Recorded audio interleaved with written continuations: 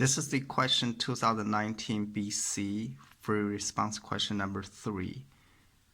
Let me read the question. The continuous function f is defined on the closed interval -6 and 5. The figure shows a portion of the graph consisting 2 line segments and a quarter of the circle centered at the point 5, 3. A point 3, 3 minus root 5 is also on the graph. The first thing I want to do is to label the graph without even looking at those questions. So you can find this point is -2, 1. This point is 0, -1. And this point you can figure it out because this one is the straight line, so it will be 0.5, 0. And this point is 2, 3. And the center of the quarter circle is 5, 3. And you can tell the radius, in this case, it will be just 3. Also, this point, 3, 3 minus root 5 is also on the circle.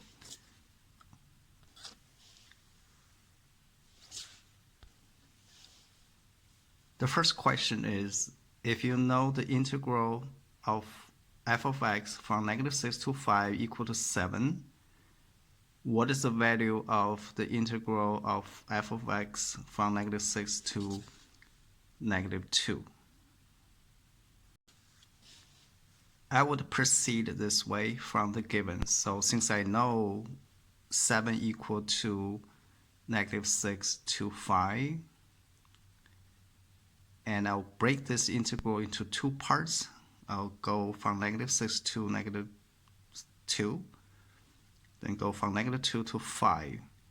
And this part is the one I really want to know, and this part I can calculate from the graph. The integral really means the area underneath the curve, so I can go from the left, and this little area over here, and then that's a positive half. Then I go to this way, and this little area over here is a -1/2. So those two will be offset each other. Then I continue to this part is also negative area, and then I'll go to here. And this entire thing over here, you have the same amount of positive areas, which is as the negative areas, so they offset each other. So I don't really care about this part. What I really need to find is the trapezoid area over here and the shaded area underneath the quarter circle. So I can just calculate this area by finding the 2 bases. So this side is a 1, this side is 3. So 1 plus 3 divided by 2 and multiplied by the height, which is 2 minus 1. And for this shaded area, the easiest way to do is probably find the square area, 3 by 3 square area first, minus a quarter circle. So the area, square area, will be 3 squared minus quarter of pi r squared. The radius is 3. When you simplify those expressions, you will get the 7 equal to the integral I really want, plus 2 plus 9 minus 9/4 pi. So I've moved all those numbers to the other side. I get what the integral I want equal to 9/4 pi minus 4. The question for part B is to evaluate an integral, which is 2f prime plus 4. What is the integral from 3 to 5? The first thing I want to do is separate those 2 terms, this one and this one. So make it 2 integrals. And I'll take the 2 out also. So the first part equal to 3 to 5, integrating the f prime x. plot the second one, I'll take the 4 out, and since nothing in there, you can just put a 1 in there from 3 to 5. The first one over here, by the first fundamental theorem, is just f of 5 minus f of 3 plus 4 times 5 minus 3 for the second part. F of 5, you can read from the graph, which is a 0, and f of 3, which is given, 3 minus root 5, so I will just put it over here.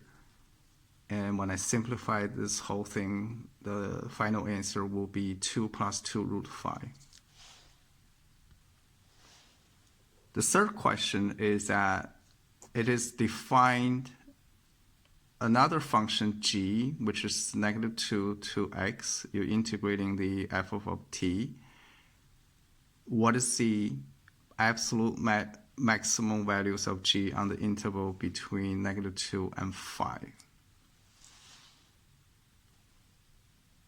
I'm copying the original function g over here. Since this is the minimum maximum problems, the first thing you need to do is make sure you find the derivative first. So g prime equal to f of x on the interval negative 2 and 5.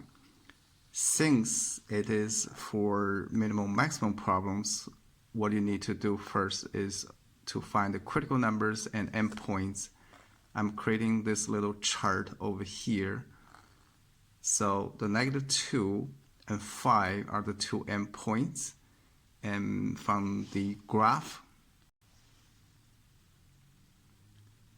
the function f of x equal to 0 at a negative 1 and 0.5. So negative 1 and 0.5 are the two critical points, one g of prime, which is also equal to f of x equal to 0. Now I'm going to plug in those x's to the g of x. If you plug in negative 2 in here, so negative 2 to negative 2, integration obviously is 0. The integral will be 0. And the second one is from negative 2 to negative 1. We're going back to the graph from negative 2 to negative 1 will be the little area over here, which is 1/2. For the 0.5, I know it's a negative. Let's go back to the graph. It is the area from here all the way to here. I know this part is the same as this part. One is positive, one is a negative. And this little extra area is a negative, so it's the negative. So to save time, I'm not even calculating this part since it's a negative. The actual number for this little area should be negative 1/4. The last one is when x equal to 5, and going back to the graph again, so it's from negative 2 to 5, basically is the entire area over here. In part A, we know we don't really care about this part, only this part, and that's equal to 2 plus 9 minus 9/4 pi, which is 11 minus 9/4 pi. I put all the numbers in this little chart. I can tell this number is the biggest. Since you are not allowed to use a calculator, you may want to just estimate what is the number roughly is. And you can tell this one is a maximum, and this is a negative, this is 0, 1/2. So in the end, you can answer the question is the maximum point for G is at a 5, which is equal to 11 minus 9/4 pi. The last question is to find a limit of an expression. Okay, so I copied the questions here. To find the limits problem, the first try probably is just plug in the numbers. So I'm plugging the 1 into here. Don't be afraid to plug in the numbers first. If it doesn't work, if you have a 0 over 0, infinity over infinity, you can always come back and use the L'Hopital rules. If it works, then you're done with it. So if you put as a 1 in here, it will be 10 minus 3 f prime at a 1, f of 1 minus tangent, arctangent 1. The f of 1, you can read from the graph as a 1, arctangent of 1 equal to pi over 4, and the f prime at a 1 is just slope. Let's go back to the graph. So basically it's the slope of this line. So you have those 2 points. Remember, that's why we labeled those points at the very beginning. And you can use those 2 points to find the slope for this line. It is 3 minus -1 over 2 minus 0, which is 2. So I'm plugging all those numbers here into my limit. It will be 10 minus 3 times 2, which is 6, over 1 minus pi over 4. And College Board has this as the answer. You can further simplify this if you want, or you can just stop over here. That will be the end of the question.